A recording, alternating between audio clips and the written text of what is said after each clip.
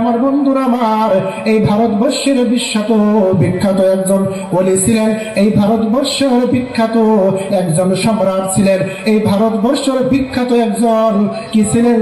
বাদশাহ ছিলেন। কয়টা শব্দের কথা আমি বলেছি ভাই? কয়টা শব্দ? বাদশাহ, একজন বাদশাহ, একজন আল্লাহর ওলি, একজন সম্রাট। তিনটা গুণের কথা বলেছি না ভাই? কয়টা গুণ? তিনটা গুণ। সম্রাট, বাদশাহ, ওলি। এবং কি তিনি আল্লাহর নবীকে স্বয়ং কয়েকবার স্বপ্নের যুগে সাক্ষাৎ করেছেন। তাহলে ভাই এর চেয়ে বড় গুণ উনার আর কি হতে পারে? ভাইয়ের আমার, বন্ধুরা আমার, গভীর মনোযোগ। কি তিনার নাম? কি তিনার নাম? ভাইয়ের আমার, বন্ধুরা আমার, নাম হলো সুলতান মাহমুদ গজনবী রহমাতুল্লাহ আলাইহি। আমরা যাই না, যারা ইতিহাসের দিকে লক্ষ্য করি, যারা ইতিহাসকে আমরা পড়ি, ইতিহাসকে যারা ঘাটি, আমরা তারা জানবো যে সুলতান মাহমুদ গজনবী রহমাতুল্লাহ আলাইহি তিনি কে ছিলেন, কি তার পরিচয় ছিল, কি তার বংশ বুনিয়াদ ছিল, কিরকম একজন আমলদার মানুষ ছিল, কিরকম ইনসাফ করে দেওয়ালা মানুষ ছিল। যারা আমরা ইতিহাসকে পড়ি, ইতিহাসের দিকে লক্ষ্য করি, তারাই শুধু জানবেন। ভাইয়ের আমার, বন্ধুরা আমার, এই ঘটনাটা আমি আপনাদের সামনে তুলে ধরি। বলার উদ্দেশ্য একটাই, এই মাহফিলের খাতিরে, মাহফিলের জন্য। যে তিনার নাম কি বলেছিলাম ভাই? কি নাম? কি নাম? সুলতান মাহমুদ গজনবী রহমাতুল্লাহ আলাইহি। এই বাদশাহ, এই সম্রাট, এই আল্লাহর ওলি এমন ইনসাফ করে নেওয়ালা ছিল, এমন তিনার ভিতরে গুণ ছিল, সেই গুণ, সেই ইনসাফ আজকে ভাইয়ের আমার, বন্ধুরা আমার, আমার আপনার মুসলমানের ভিতরে নাই। এই সুলতান মাহমুদ পৃথিবীর জমিন থেকে গো একদিন কবর নামে জিন্দিগির মধ্যে চলে গেলেন। এবার বলুন তো ভাইয়ের আমার, বন্ধুরা আমার, আমি আপনি অনন্তকাল হামেশাকে হামেশা এই দুনিয়ার মধ্যে থাকবো কি? থাকবো না। যত বড়ই শক্তিবান মানুষ হোক না কেন, যতই বুদ্ধিজীবী মানুষ হোক না কেন, যতই ক্ষমতাবান ব্যক্তি হোক না কেন, প্রত্যেকজন মানুষকে কুল্লু নাফসিন যায়িকাতুল মাউত, মৃত্যুর একদিন সম্মুখীন হতে হবে। মৃত্যুর হাত থেকে, মৌতের হাত থেকে কেউ বাঁচতে পারবে না। আমাকে আপনাকে একদিন মৃত্যুর সম্মুখীন হতে হবে।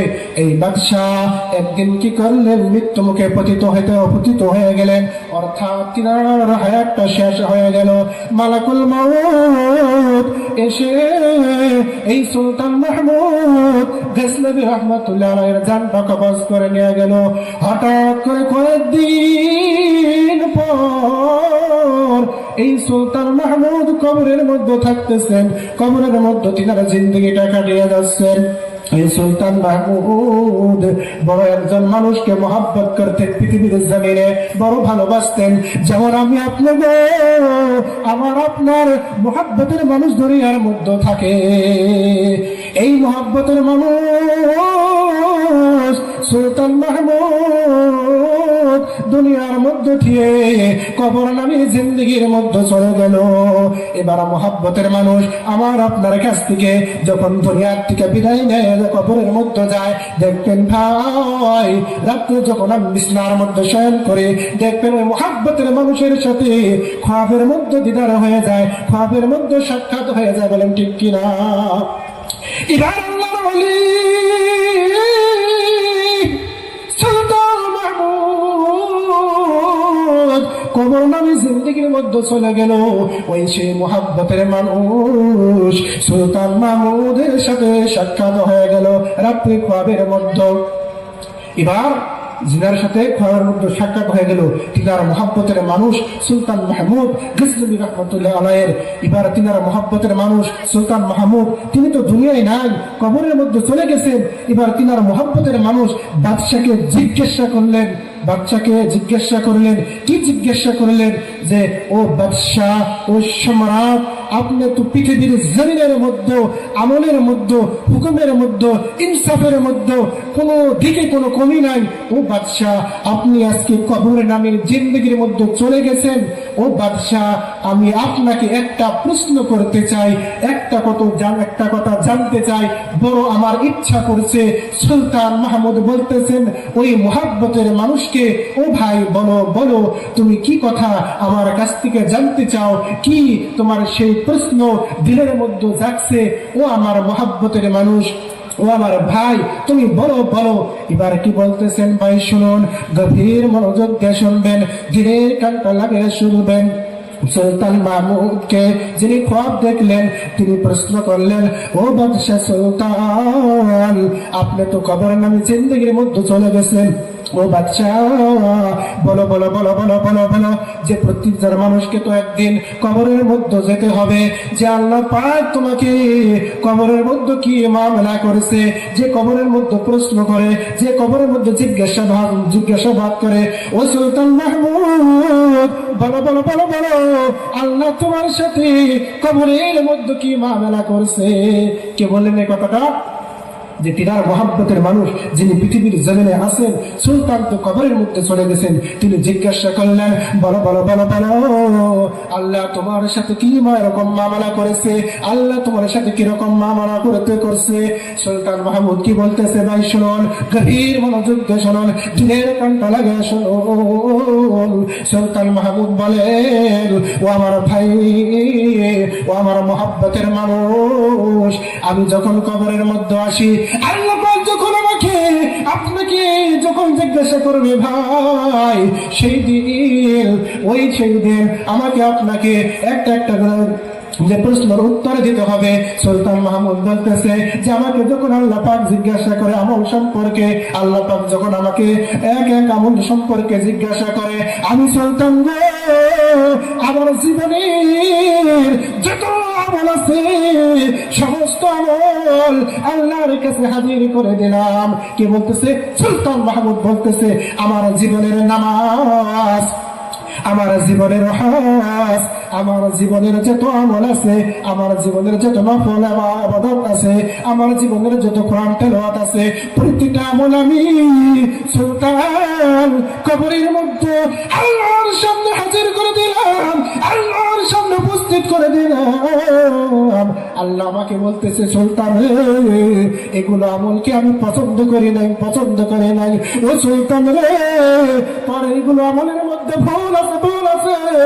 ও ভাই আমার, বন্ধুর আমার, গভীর মনোযোগ দিয়ে শুনবেন, গভীর চিন্তাধারা করে শুনবেন।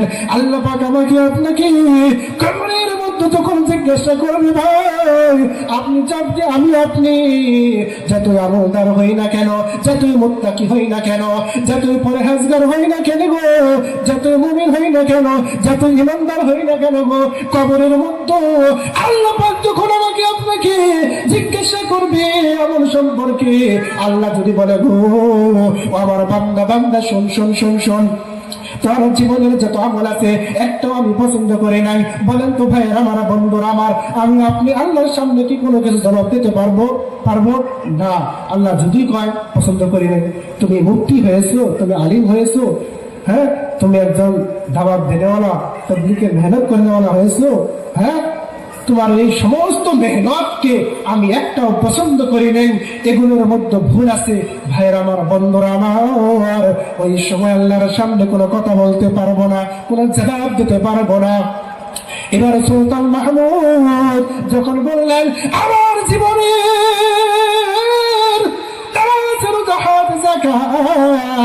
সমস্ত কিছু আল্লাহর কাছে উপস্থিত করে দিলাম, আমার আল্লাহ ডাক দিয়ে বলে, সুলতান এগুলোর মধ্যে ভুল আছে, এগুলো আমি পছন্দ করি নাই। আমি সুলতান তখন গো চিন্তায় চিন্তিত হয়ে গেলাম, আমি সুলতান পরিশান হয়ে গেলাম, আমি সুলতান হায়রান হয়ে গেলাম। সুলতান কি বলতেছে?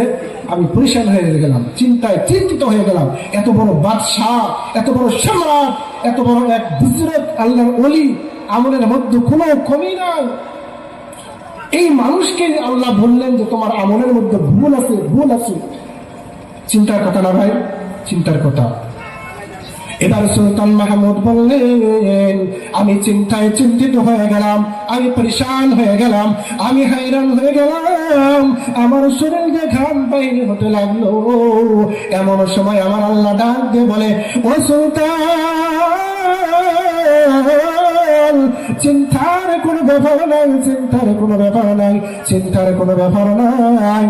ও সুলতান, পৃথিবীর জমিনে থাকাকালীন তোমার ছোট্ট একটা আমলকে আমি এত পছন্দ করে নিয়েছি, এত পছন্দ করে নিয়েছি সুলতান, সেই পছন্দে আমি তোমাকে আজকে নাজাতের ফয়সালা করে দিলাম, আজকে আমি তোমাকে জান্নাতের ফয়সালা করে দিলাম। একটু চিল্লে চিল্লে বলুন একবার সুবহানাল্লাহ। ভাইয়ের আমার, বন্ধুরা আমার, আমি শেষ করে দিব।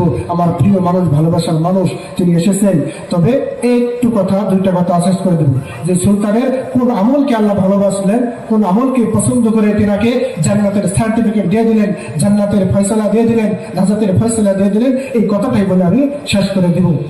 যে তেনার এক আমল ছিল, তিনি থাকাকালীন পৃথিবীর জমিনে একজন কি ছিলেন, আরেকজন আল্লাহর ওলি ছিলেন, যার নাম হলো আবুল হাসান নকশবন্দি রহমতুল্লাহ আলাই। এই আবুল হাসান নকশবন্দি রহমতুল্লাহ আলাইয়ের একটা মজলিস ছিল, একটা হালকা ছিল। তিনি মানুষকে কোরআনের মাধ্যমে, হাদিসের মাধ্যমে দিনের দাওয়াত দিতেন। এই সুলতান মাহমুদ ছিলেন একজন বাদশাহ, একজন সম্রাট, একজন আল্লাহর ওলি। আর আবুল হাসান খানকানি রহমতুল্লাহ আলাই, নকশবন্দি রহমতুল্লাহ আলাই, যারা ছোট্ট একটা মজলিস ছিল, খুব গরিব মানুষ ছিল, খুব গরিব, অনেক গরিব ছিল। আর সুলতান মাহমুদ এত বড় বাদশাহ, এত বড় একজন আল্লাহর ওলি, এত বড় একজন সম্রাট, তিনি কি করেছিলেন, ওই আবুল হাসানকে এত পছন্দ করতেন, এত ভালোবাসতেন। আর তিনার একটা মজলিস ছিল, একটা হালকা ছিল, যে ধুলাবালির মসজিদ ছিল, ওরকম কোন সুন্দর জায়গা নাই। তিনিও তো একজন গরিব মানুষ ছিল।